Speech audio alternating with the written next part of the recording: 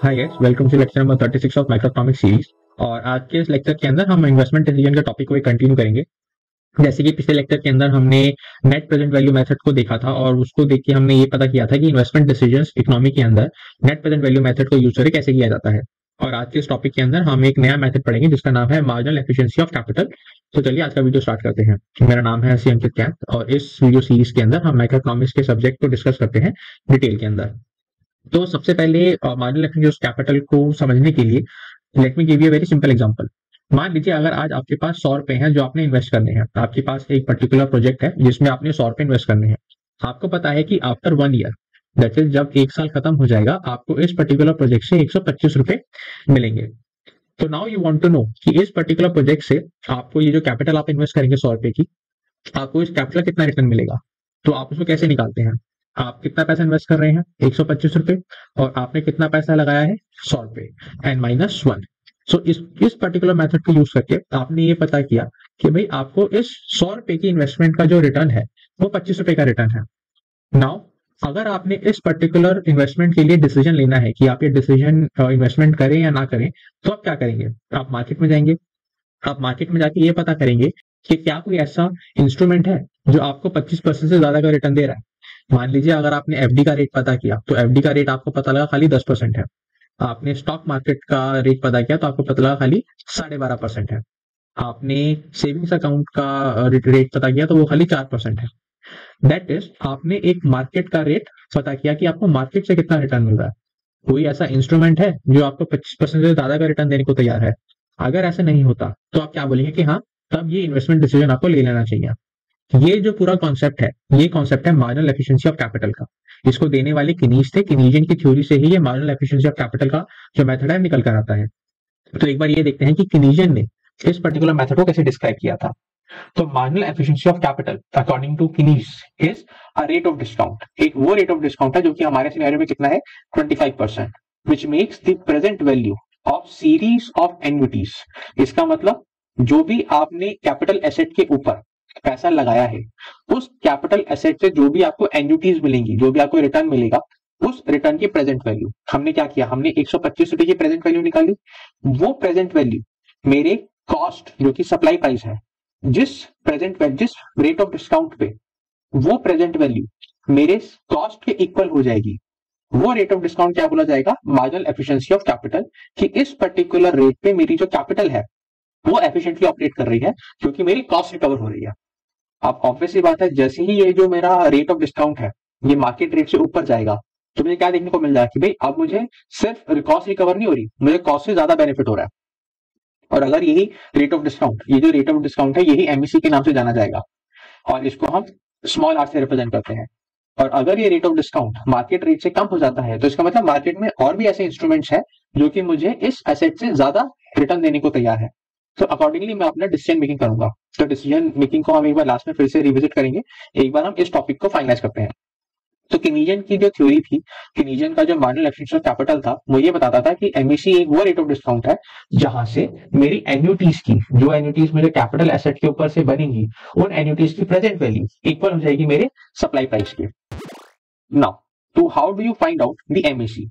आपको याद होगा कि जब भी हम प्रेजेंट वैल्यू निकालते थे, और हमने ये पर्टिकुलर चीज हमने पुराने लेक्चर के अंदर भी पढ़ी थी, कि अगर मेरे पास कॉस्ट है और मुझे अपने पर्टिकुलर प्रोजेक्ट से, इस कॉस्ट से जो भी मैं एसेट जनरेट करूंगा, जो मुझे उससे एक्सपेक्टेड रिटर्न है जिसको हम आर से रिप्रेजेंट करते हैं, मैं उसको अगर उसकी प्रेजेंट वैल्यू पे ले आऊं, I was the rate at विच मैं उसको अपनी प्रेजेंट वैल्यू पे लेकर आ रहा हूं, तो ये जो मेरा मेथड था, यहां से मेरा एक तरह से एनपीवी का मेथड बोलते हैं इसको, कि भाई अगर मेरी जो रिटर्न जनरेट होने वाली है उसकी अगर मैं प्रेजेंट वैल्यू निकाल दूं और वो प्रेजेंट वैल्यू मेरे कॉस्ट के इक्वल हो जाए, तो जिस पर्टिकुलर रेट पे ये मेरे कॉस्ट के इक्वल होगी, ये आई मेरा क्या बोला जाएगा? This I will be known as MEC. कि भाई इस पर्टिकुलर रेट ऑफ डिस्काउंट पे जो मेरी रिटर्न है वो मेरे कॉस्ट के इक्वल जा रही है। और इसको हमने कैसे? स्मॉल आर से भी रिप्रेजेंट करते हैं। तो अगर मैं इस आई को निकालने के लिए इस फॉर्मूले को थोड़ा सा रीअरेंज करूं तो क्या निकल कर आएगा? R divide by C -1 is equal to R. तो ये हमारा एक पर्टिकुलर एमईसी को निकालने का फॉर्मूला होता है। अगेन एक दूसरे एग्जांपल से बात करते हैं।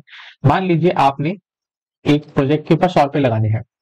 ईयर 1 के एंड में आपको कोई रिटर्न नहीं मिलेगा, लेकिन ईयर 2 के एंड में आपको 144 रुपीज मिलेंगे।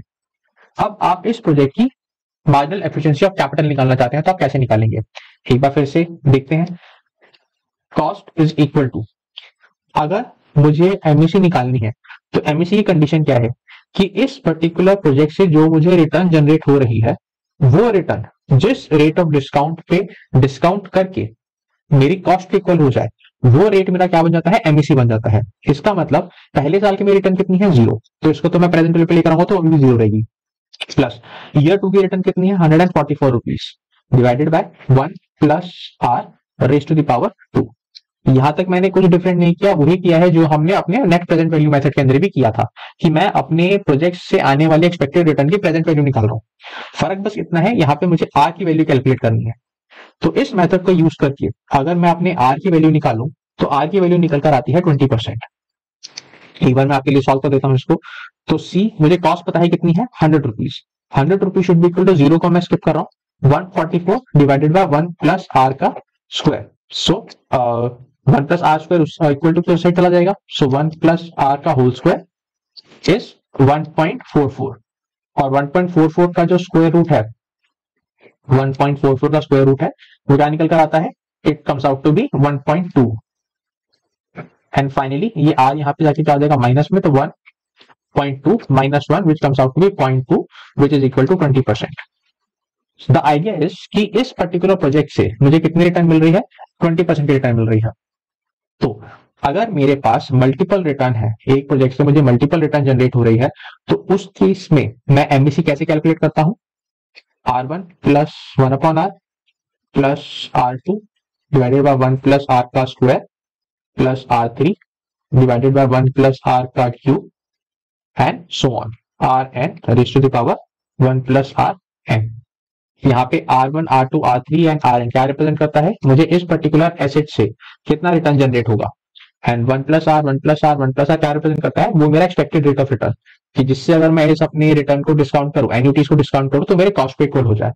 और जब मैं इस आर के लिए सॉल्व करूंगा और जो भी मेरा आर निकल कर आएगा वो एमईसी होगा। फाइनली एक बार देख लेते हैं कि इस मेथड के अंदर जो डिसीजन मेकिंग प्रोसेस है वो डिसीजन मेकिंग प्रोसेस कैसे की जाती है। सबसे पहले मान लीजिए जो आपने एमईसी कैलकुलेट किया है, जिसको आर से भी रिप्रेजेंट करते हैं, वो आपको मार्केट से मिलने वाले रेट ऑफ रिटर्न से ज्यादा है। I represent the market rate of return. तो ऑब्वियस ही बात है भाई, जो कैपिटल एसेट पे आपके पास ऑफर आया है इन्वेस्ट करने का, उस एसेट से आपको ज्यादा रिटर्न जनरेट हो रही है compare to any other instrument in the market. So obvious ही बात है आप प्रोजेक्ट को एक्सेप्ट कर लेंगे।